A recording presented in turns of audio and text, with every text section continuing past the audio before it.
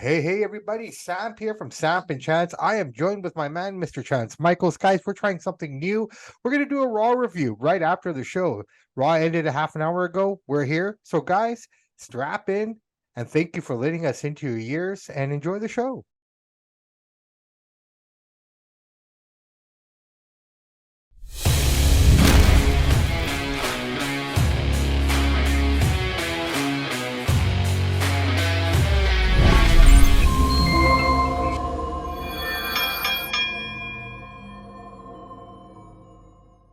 Hey, everybody. Welcome back to a new episode of Samp&Chance. I say new because we're starting something new. We're going to start with a Raw review exclusive. Raw ended about a half an hour ago. I am here and I am joined with my man, Mr. Chance. Michael's Chance, how are you, buddy? Not too bad yourself. How you doing? Not bad, brother. It's raining buckets out there. Oh yeah, I don't know what it's like out there for you, but around this area in particular, I've noticed so many puddles, like huge puddles on the side of the road. I don't think the lots of them. All crews, I just came back from Delta, all over the highway. yeah, Yeah, too many leaves. I guess they haven't gotten around to cleaning all that up. But hey, before we start this review, the inaugural Raw review from us, today in Vancouver, we lost a local wrestler by the name of Dropkick Murphy. He was only 40 years old. Chance, you had more interactions with him than I ever did. I only met him a few times. I can tell you from those experiences, he was nothing but great and genuine, a really solid guy. And if that was just through a casual meeting, I can only imagine what he was like with his friends and family. Your thoughts, brother? yeah. I'll just share a quick story about everything you said. Is so true. Just capitalize on that a little bit. When he actually, when we started up a wrestling company, we were looking for storage to store the ring.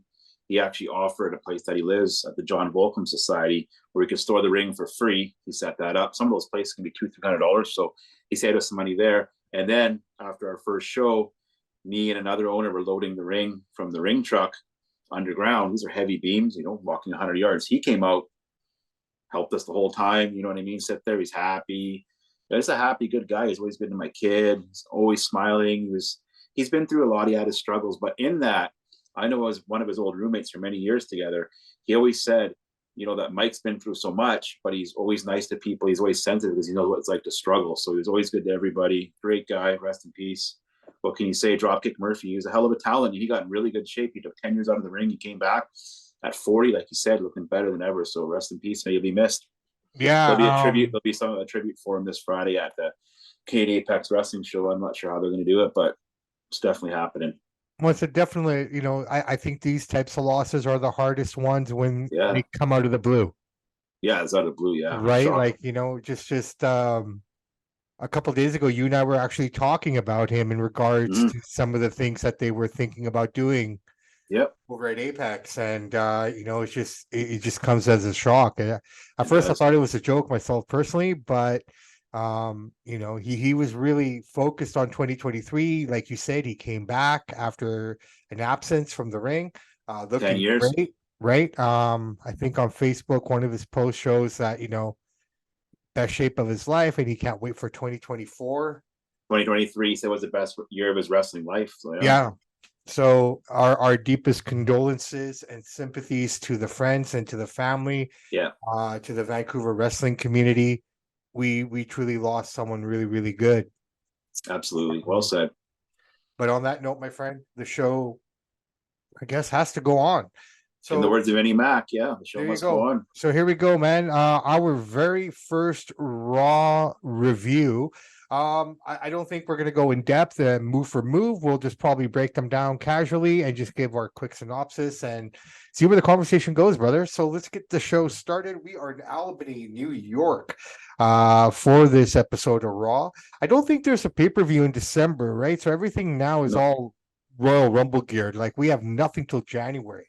Um, lots of time to build it up. yeah, there we go. So Drew comes out. He welcomes us to Raw. He hasn't done that for a while. He gets on the mic and he just starts talking. He says that feels like people around Raw have lost their minds. Liars, hypocrites, cowards, just plain idiots. Apparently, you can talk crap and leave the company, do what you want, and come back. He's not saying any names, I like but that. I like that. That was a good promo. Right. Yeah. So, he calls out, he talks about Seth Rollins and how he kind of duped him last week. He feels that he's been duped. Not his words, mine. Basically just saying that, he thought he should be the next in line for a title shot, considering he beat Jey Uso, who has a title shot tonight. We'll talk about that at the end. So he headbutted him, and I think he got cut open last week the hard way, right? That Yeah. was a pretty hard hit to the title. Miss Seth hit the belt. Then out comes Sami Zayn. Sammy comes out and says that, he basically just talks him down. Says, look, I thought we had some, similarities, this and that, but the only difference, I see the true difference now. I'm paraphrasing here, Chance. Yeah. Basically just saying that after I lost my match for the heavyweight championship, I didn't, moan and complain or do any of these kind of things. I fought back, and I won the tag titles at WrestleMania in the main event. Fair enough. I don't think Drew took that too kindly.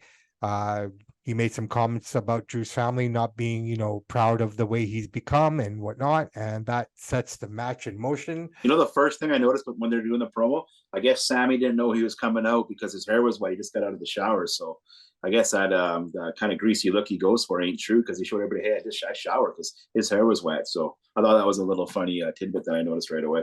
Fair enough, man. Yeah. Yeah. We've watched the man's hair grow on TV from the buzz cut to what it is today. Yeah.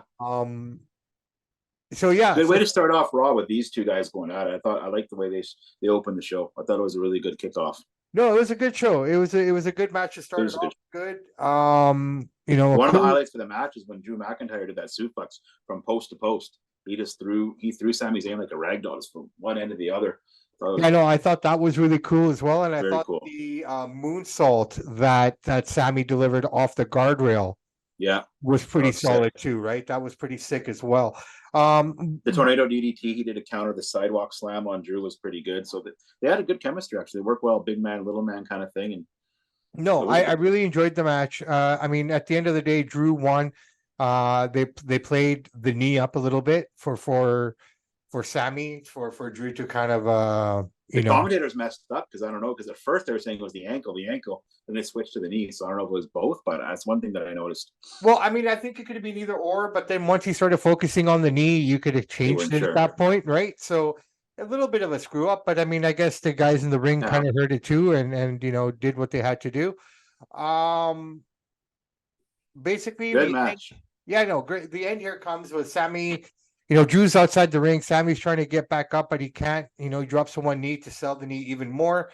Drew gets back into the ring. Chop, block, Claymore, cover. 1, 2, 3. That's the winner. Speaking of Claymore, I have to say it's one of my favorite finishing moves nowadays. He does it so quick, so fast, and for a big guy, he gets up pretty high. So I always enjoy watching him.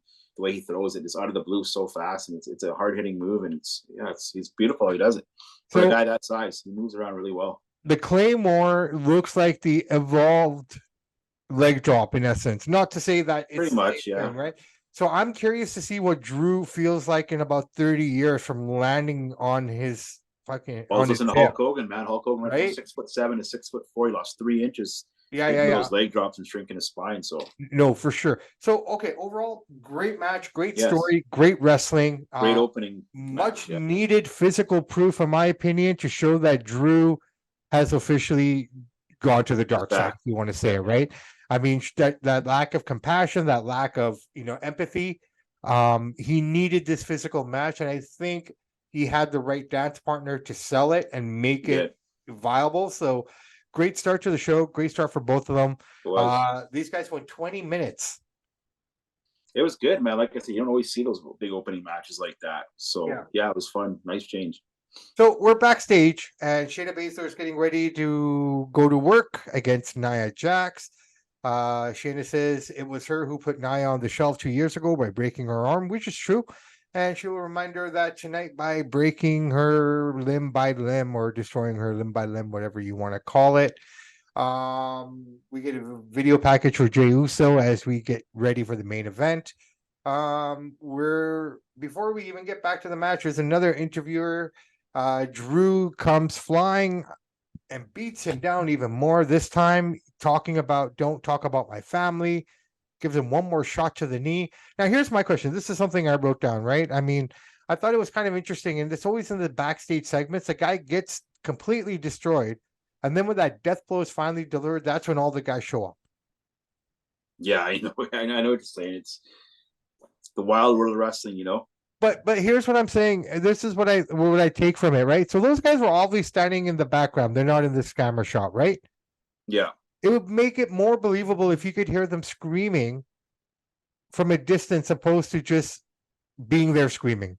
I know. Yeah, I know. It's funny, dude. That's all I wanted to that was. say. I like it though how Drew's. He's like you say, he's got the mean. He looks like a mean guy anyway, so he's a natural heel. But coming back, they're attacking Sami Zayn with the doctor there. So yeah, it was cool. It was a good little segment.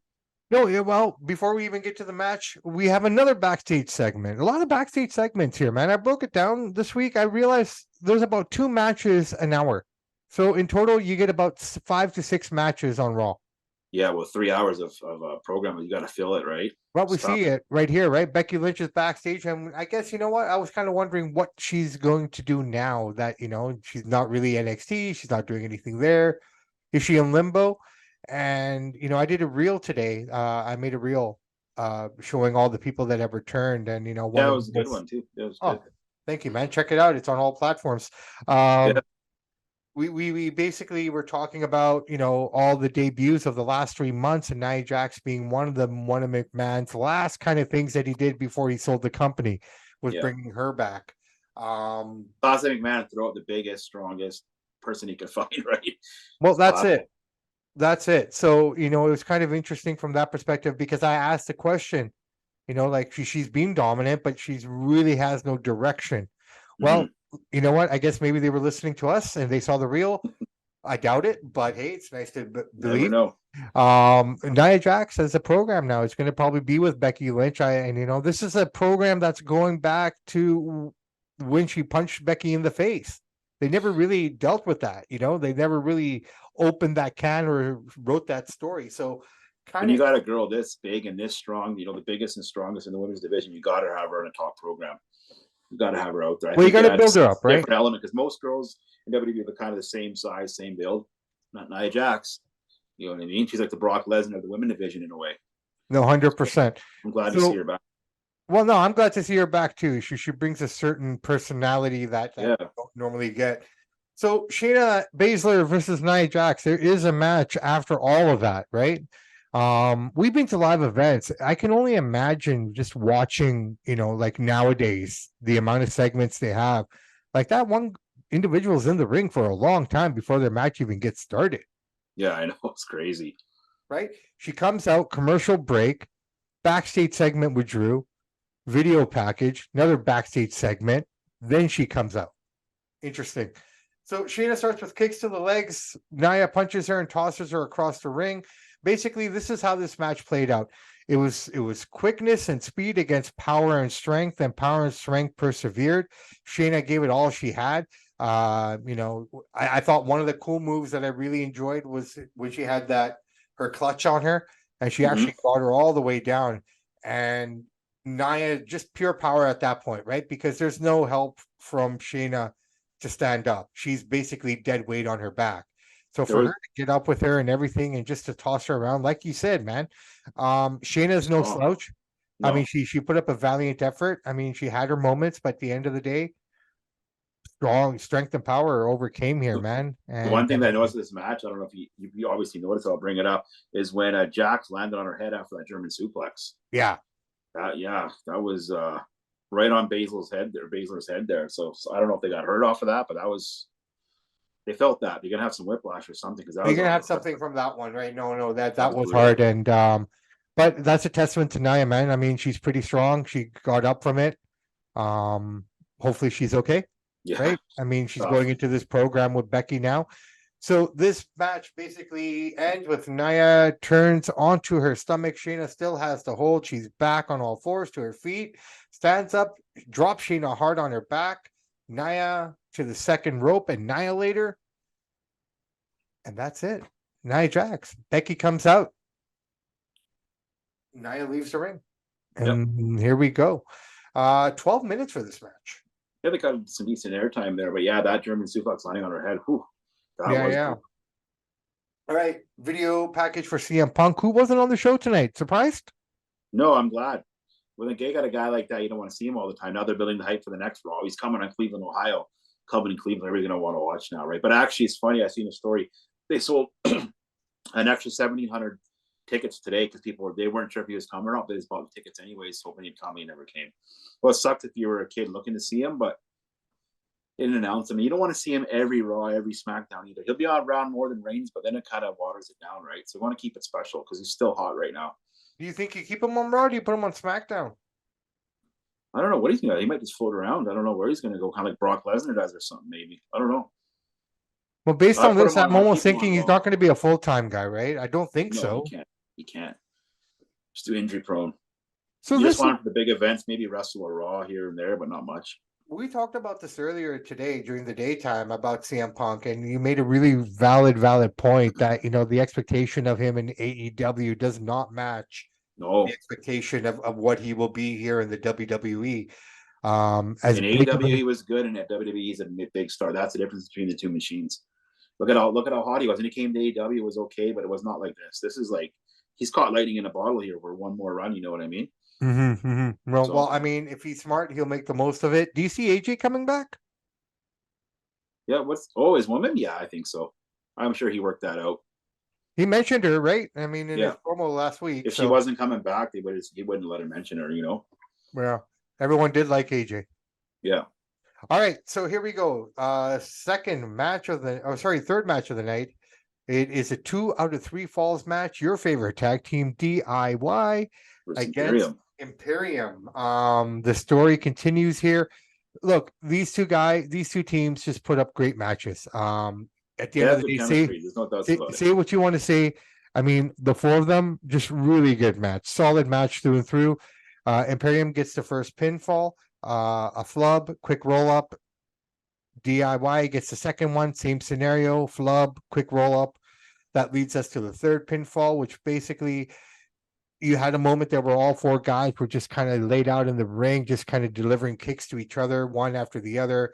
You know, great sequence of events there. The end comes when DIY does their basically, I don't know what they call it, but both guys are standing in the opposite corners. They come out and basically kick the guy in the head.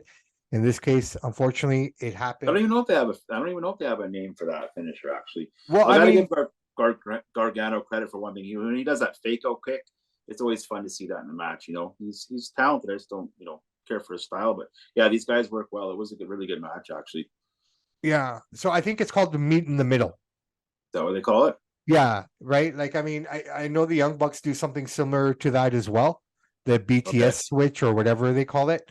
But I think this one is called Meet in the Middle. Correct me if I'm wrong. could be right on.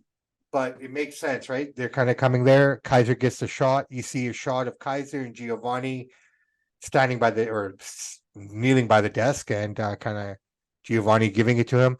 I'm surprised Gunther didn't really get involved or have No, anything he to say didn't actually. backstage, right? The only Gunther sighting this evening was a backstage segment with Adam Pierce. All right, so this was great, highly needed for all four of these men, as Kaiser arguably seems to be the standout star, I think. Absolutely, Leaving the other great three talent. in the Future dust. strike Yeah, for him.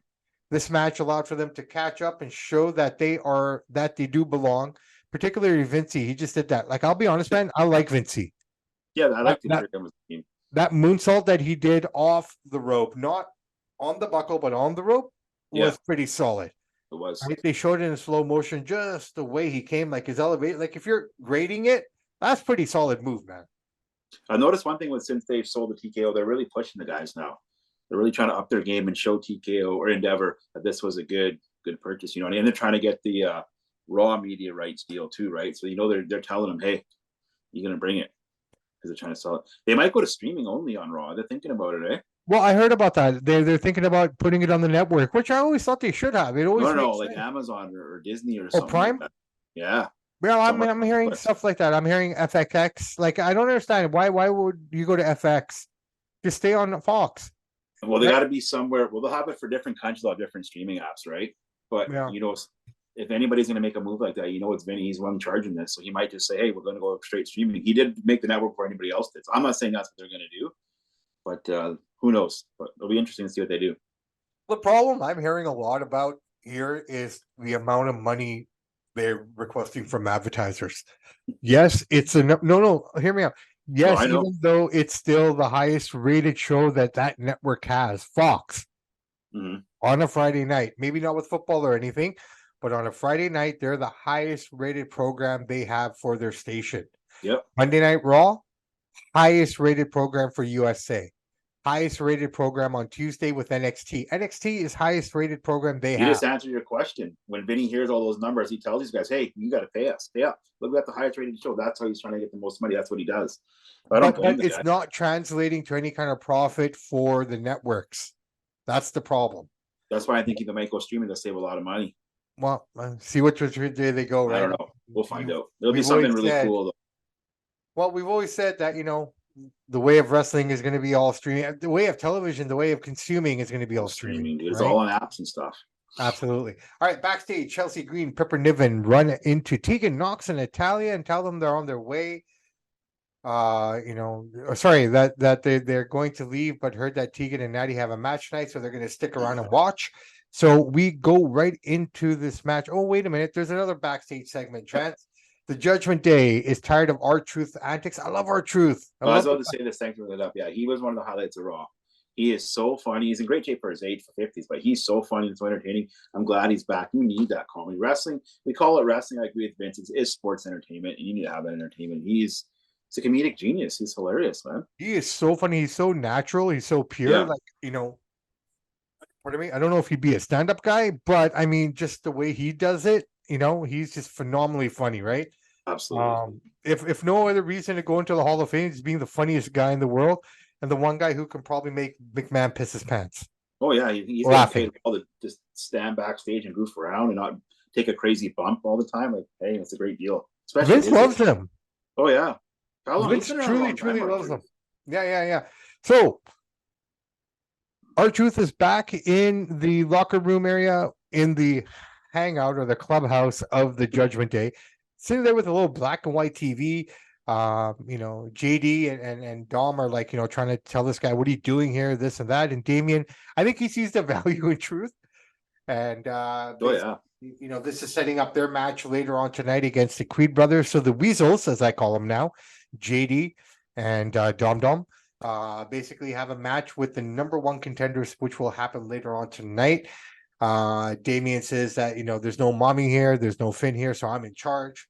So that story keeps percolating slowly, man. I don't know when that thing's going to boil over or what's going to happen, but with the entrance of R-Truth now, I don't know, man. I don't know what's going to go on here. I can't wait to see. Fun though.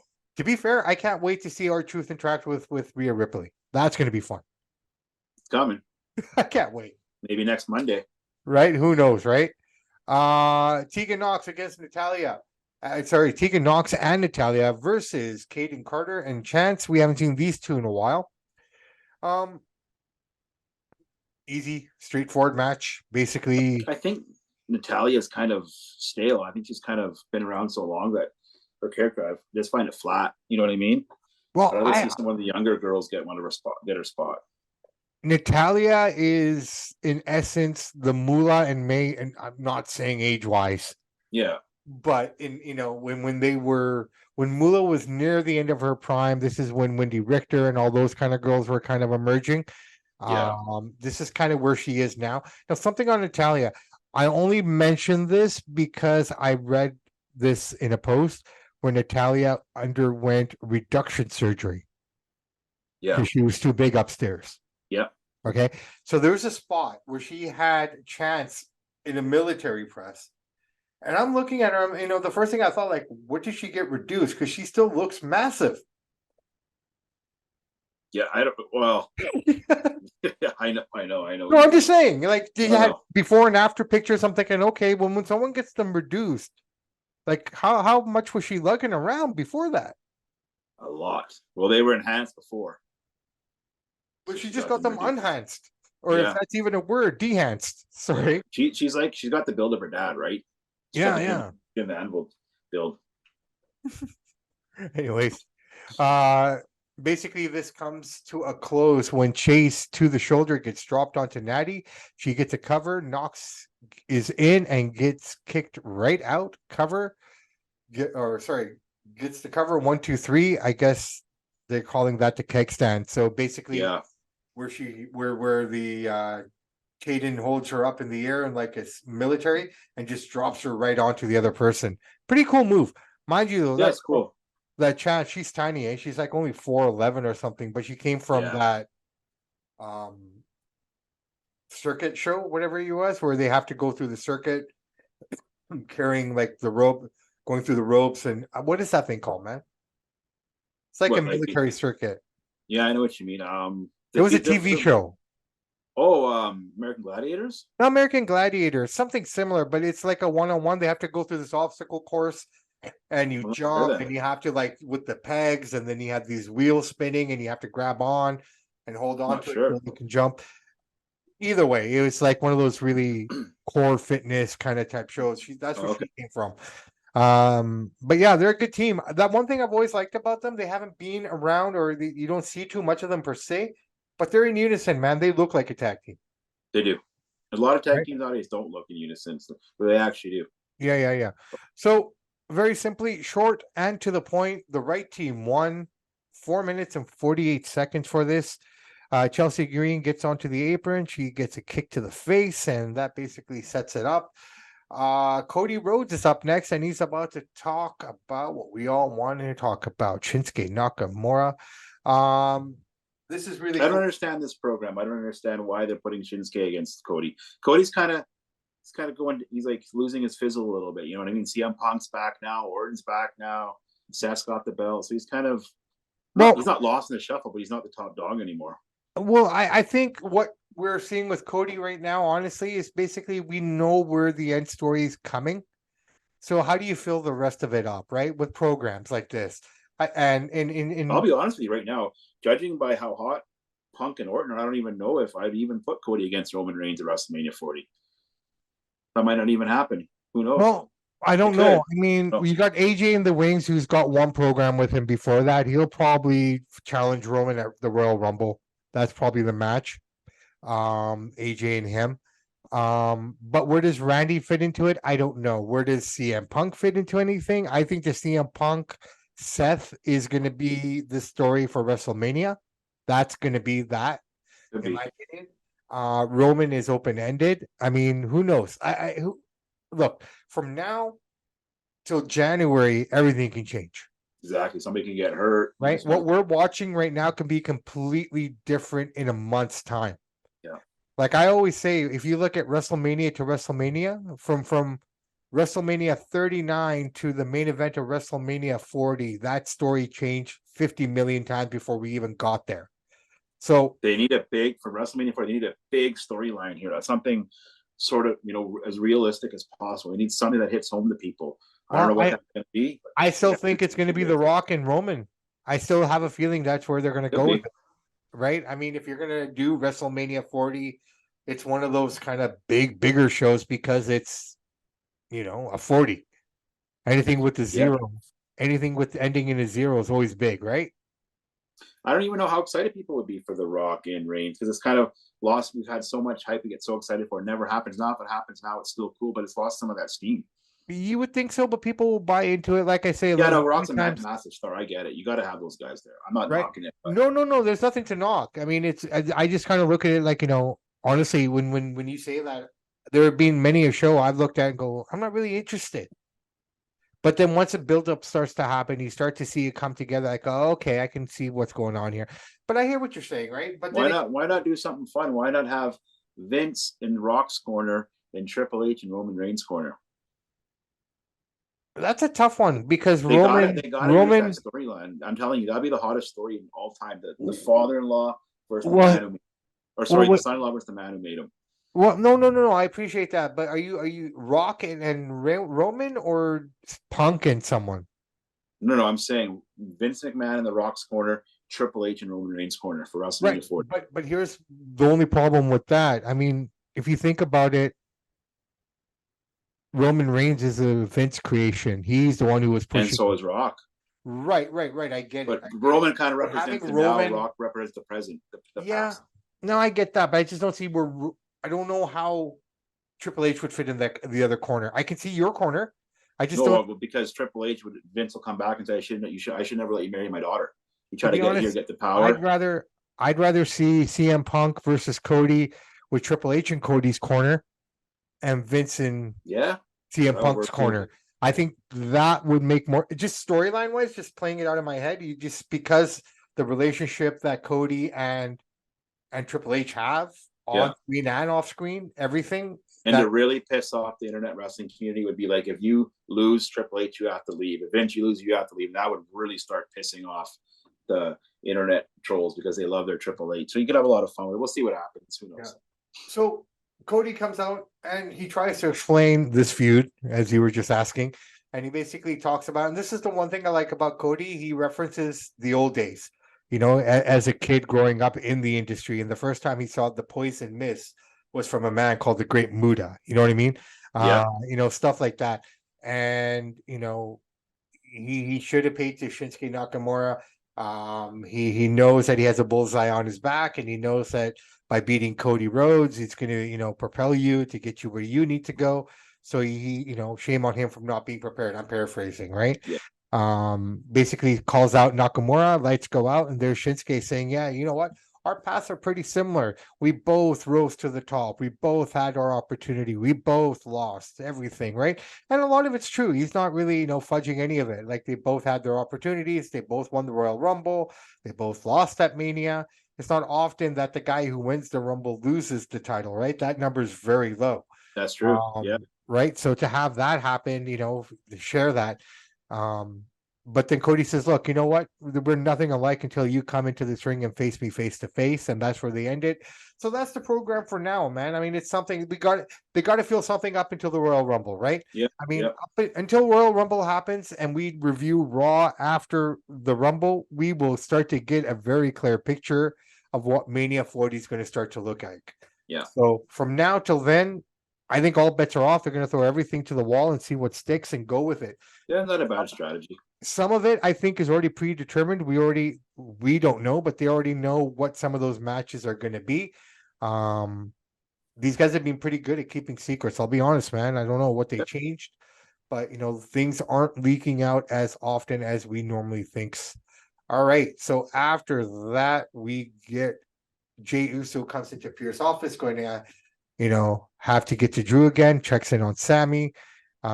This is where Gunther comes in and he goes, he has a few ideas for the future. I like Gunther. Yeah, he's awesome. He looks good. He wrestles good. Yeah, he's got that European strong style. I really enjoy his work too. Yeah, no, definitely, definitely. All right, here we go. Match of the night, my friend. JD McDonough and Dirty Dom versus the Creed brothers, who they're pushing pretty hard here, man. As a modern day Steiner brother. I don't know. What do you want to call these guys, man? They're the number one contenders for the tag team title.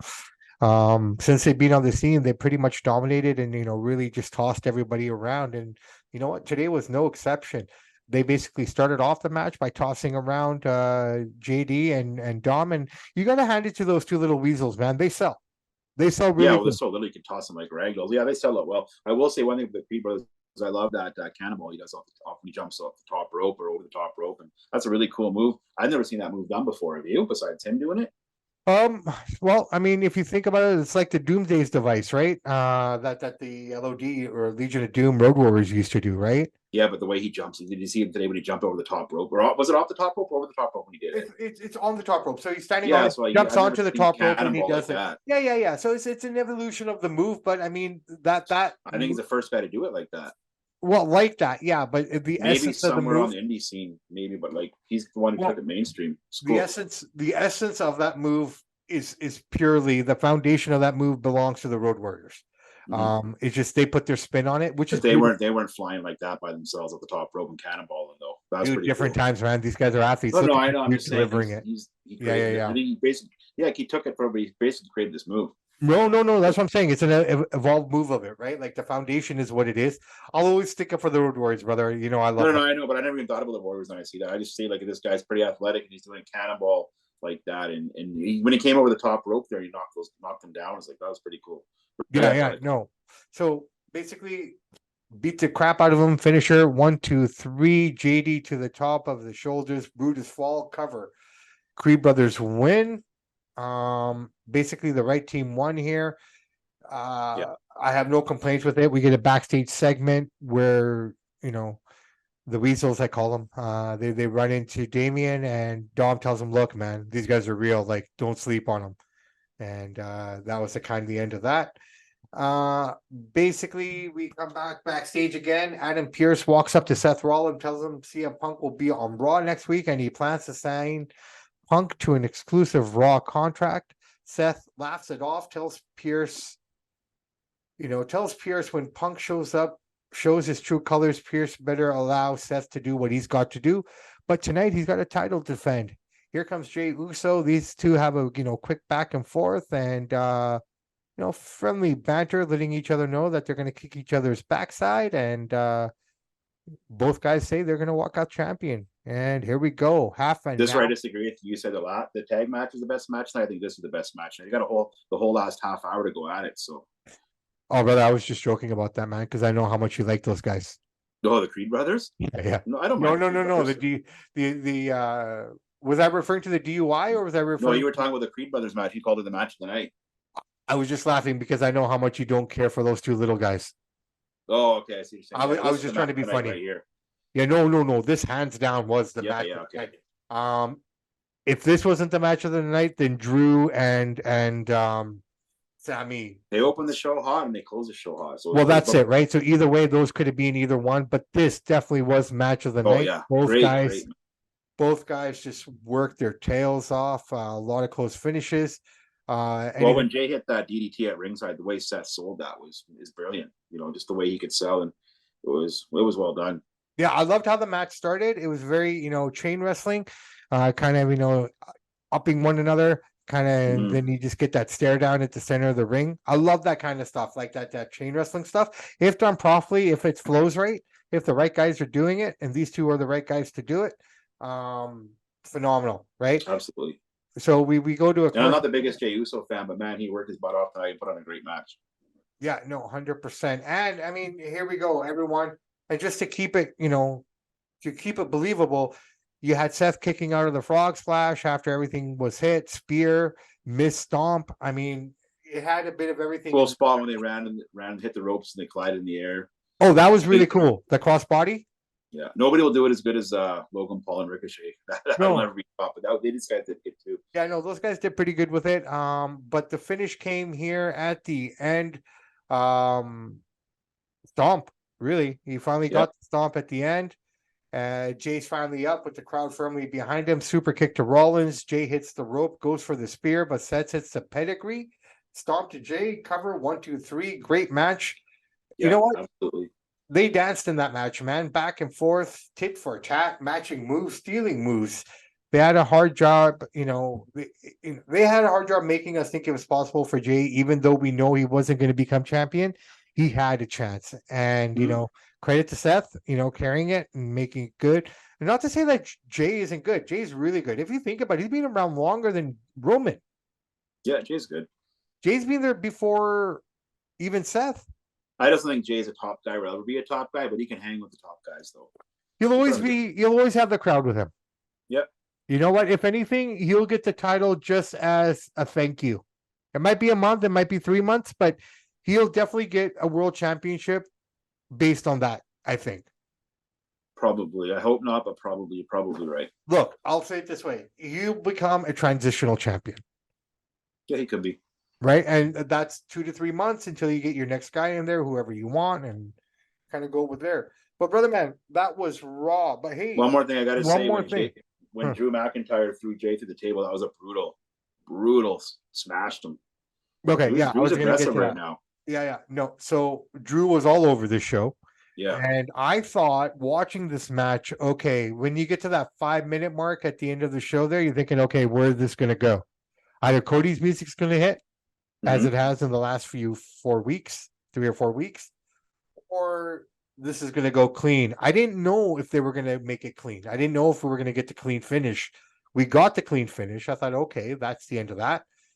And Drew comes out of nowhere and attacks both of them. And again, Drew's all over the show. They're really, really selling him as a They're bringing him monster up. Yeah. again, right? He was all over. And again, your favorite, that Claymore kick, man. And he's landing on those hard mats on the floor. Like this Oh guy's yeah, got to I be love bruised. that. I think it's one of the best finishers in wrestling today. I think I'm so gonna say, explosive, fast, and when you watch a big man move, like people don't realize how big this guy is. Was he 6'5", 6'6"? He's huge. yeah, no, So 100%, 100%. All right, brother, man. I tell you what, that was Raw in a nutshell. I'm sure other people go really deep on it, but I think we did it just right. I believe we just did it gave just everybody right. what they needed to hear, and Good. It was a good, really, really good Raw. Open strong, close strong. Some good matches in the middle, and very, very good Raw. yeah, I know. Overall, I tell you what, I mean, I think Raw is good when I look at my clock and time, feels like a half an hour, but you've already an hour and a half into the show, Mhm. right? So that's what I felt. Overall, I would say it's about a 7 for me. Yeah, I say 7.5. It was solid. That was good. I Right? enjoyed it. Like it's going to be an interesting month and a bit because up until now, like, what are you going to do? You got a couple more Raws, you got Christmas, you got this and that. So I don't think anything's really going to build much until we kind of No, get to the end of December. But build I'm up the sure young guys a little bit. Let the young guys shine, and then yeah, get ready for Rumble. there we go, man. Rumble should be interesting. And so, guys and girls, thank you for listening. We're trying something new here. Hopefully it sticks. Hopefully this is something you guys enjoy. I enjoyed this. I don't know about you, Chance. I I had did. fun. Yeah, it was fun. I enjoyed it. This was fun. So we will be back tomorrow with a wrestling episode. Not talking Raw. We're just going to talk wrestling.